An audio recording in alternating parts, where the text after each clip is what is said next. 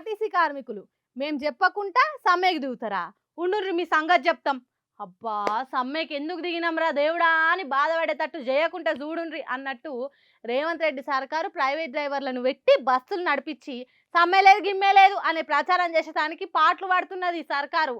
కానీ రోడ్ల మీద బస్సులలో ఏం జరుగుతున్నదో మీరే చూడుండ్రి. చెప్పేదో మీరు ఆడెక్కినావు మీరు ఎంతమంది ఆడోళ్ళు ఎంతమంది మొగలు ఎంతమంది? ఆడోళ్ళం ఇద్దరం సార్. మొగలు ఒకరు. ఎన్ని పైసలు ఎన్ని తీసుకున్నాడు డ్రైవర్? 210 పైసలు తీసుకున్నాడు. 2 జీరో టికెట్లు కొట్టినా. ఇద్దరు ఆడోళ్ళు మీరు ఒక మొగ ఆయన నువ్వు. ఎక్కడ ఎర్రవల్లి నుంచి శాదార్ బైపాల్ తీయాలా? సరే సరే.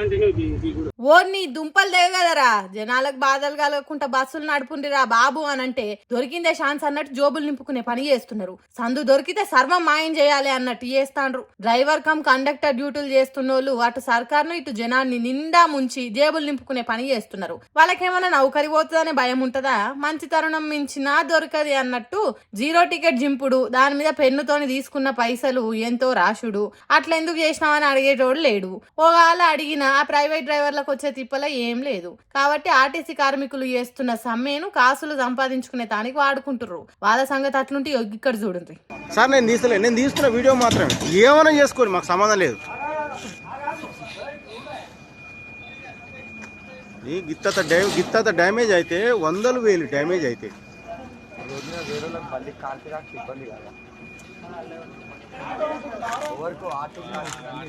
వీడియో తీసుకుంటా చెప్తున్న ఆర్టీసీ డ్రైవర్ అన్న మాటలు విన్నరా?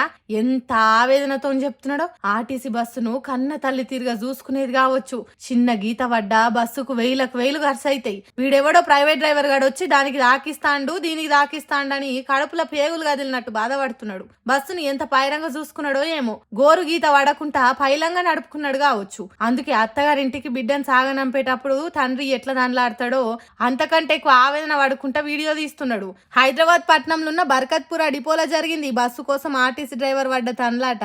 అయ్యా రేవంత్ రెడ్డి సారు, మీరేదో చేయబోయి ఇంకేదో చేసినట్టు అవుతుంది. ప్రైవేట్ డ్రైవర్ల చేతుల ఆర్టీసీ బస్సులను పెట్టి ఆగం చేసినట్టు అవుతుంది. ఇప్పటికే యాక్సిడెంట్లు అవుతున్నాయి. కొందరు బస్సులను ఆగం చేస్తున్నారు, ఇంకొందరు జీరో టికెట్లు కొట్టి జనం తాన పైసలు వసూలు చేస్తున్నారు. ఇదంతా సర్కార్కు చెడ్డ పేరు తీసుకొస్తుంది.